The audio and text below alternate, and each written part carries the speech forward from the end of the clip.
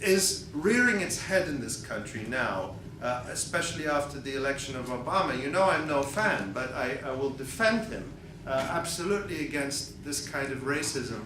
And I think that some of the racism that people speak about Muslims is, yes, comes out of a genuine hatred and fear of Muslims, but I also think part of it is that they can say about Muslims the things that they can't publicly say about others. So it's the tip of the iceberg, because it's still socially acceptable to speak about Muslims in this way, but that those people are not likely to be any more well disposed to African Americans and Latinos and Asians and many others. So that kind of extremist xenophobia is very, very frightening, and I think it's a concern for all of us.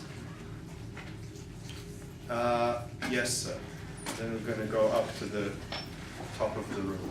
So I think I'm probably the minority of one here. I am broadly pro-Israel. I came here because I try to keep an open mind about these things, and a lot of what you said is interesting. I have some disagreements, but I have two tremendous concerns which I would like to know how you might address, which are, I cannot see myself supporting one-state solution as long as I can't see a way of addressing these.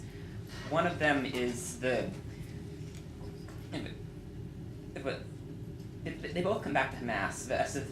The first is that if you look back at Rhodesia, and of course Rhodesia was very different from Israel, a very small white population, international pride from the start, etc., and it was obviously something that I think we could all agree should have gone. But the opposition to Rhodesia's government was Robert Mugabe's group, which was, unlike the African National Congress, did use violence, and was somewhat corrupt. And so then when Mugabe came to power, it seemed all right at first. Within about a decade, he massacred an ethnic group, the Matebe, in the south of Zimbabwe, and then he gradually consolidated his hold on power, became much more violent, much more corrupt. I think that too, if we assume that okay, we have broad agreement that we should get rid of Zionism, that we need to have a one-state solution, but with Hamas currently in power, as the sort of primary visible opposition to Israel, there will be Hamas, which has the moral legitimacy and takes power. And this leads to my second point, which is that Hamas publicly, in its charter, it cites the protocols of the Elders of Zion. Hamas's leaders publicly called for the elimination of Jews, and so you can see that my big concern is I'm not yet convinced that we need a one-state solution. But even if I were convinced, how would you do that without,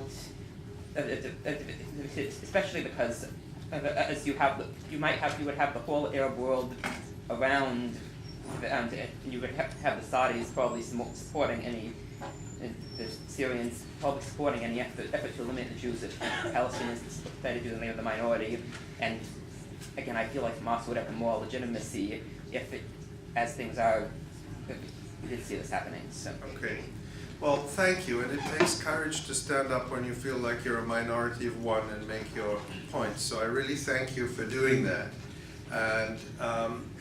And I think you raise common objections. You put forward the sorts of arguments that are routinely made, that Jews need Israel for safety, and letting go of Israel would be a mortal danger to Jews. And I think that argument is very compelling for a lot of people.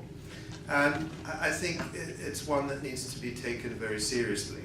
So the way I make several points about it. One is that you can never have an absolute guarantee about what the future will be like. That's the bottom line.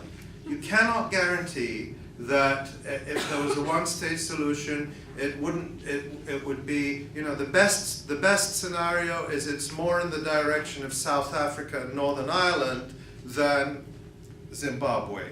But we couldn't rule out, some disastrous situation like Zimbabwe.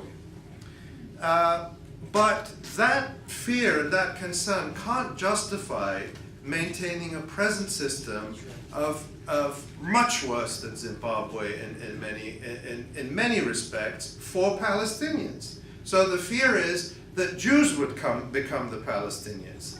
But the problem is we can't allow that fear to justify maintaining the present injustice for even a day longer. So I think that the best we can say, and what I would say, is that the sooner you start dismantling the system, the more thorough job you do of addressing the legitimate concerns of everyone, the better chance of success you have in the long term.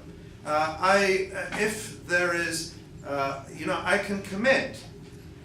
I can't read the future, but I can commit that if after decolonization, after there is equality in whatever constitutional form it takes, Jews are threatened as Jews, I will be standing at this same podium defending them.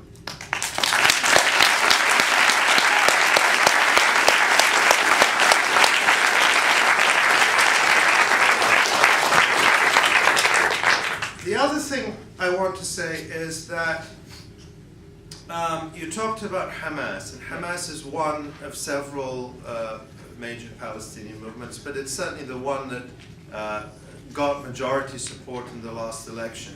I think it's very easy to demonize Hamas. There's a lot of Hamas's policies that I oppose and have always opposed. I always spoke out about attacks targeting civilians, and I was very happy when Hamas largely abandoned the tactic of suicide bombings, which it became notorious for.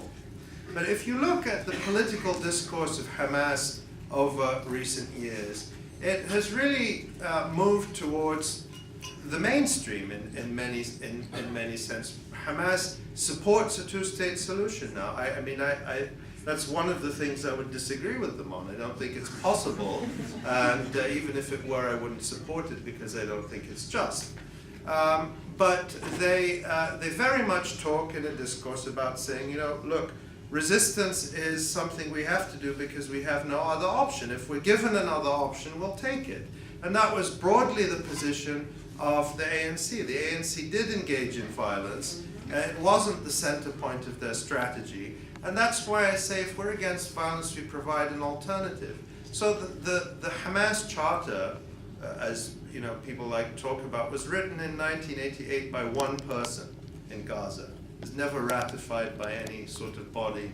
And the Hamas leaders have effectively said, look, this doesn't mean anything. Look at what we're saying now. And the number of very good books in English about Hamas's current political discourse, which has really...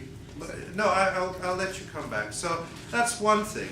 And then, on the Israeli side, you have rhetoric that is much more extreme. You have government ministers who call openly for the expulsion of Palestinians. So, that rhetoric cannot stand in the way of trying to get beyond this situation. But I would acknowledge, even though Israelis are in a position of tremendous power, they have the fear of, if we give up this power, what will happen to us? I'd say the sooner you start on that process, the better the outcome is likely to be. Do you want to make another comment? I just wanted to say, I saw when I was learning Arabic and looking for Arabic videos, I came across from the 2000s. So it was like maybe 3 or 4 years ago, but it's still fairly recent. These videos by Hamas of us, which children's videos calling for killing the Jews, so that's one thing, and the other thing is.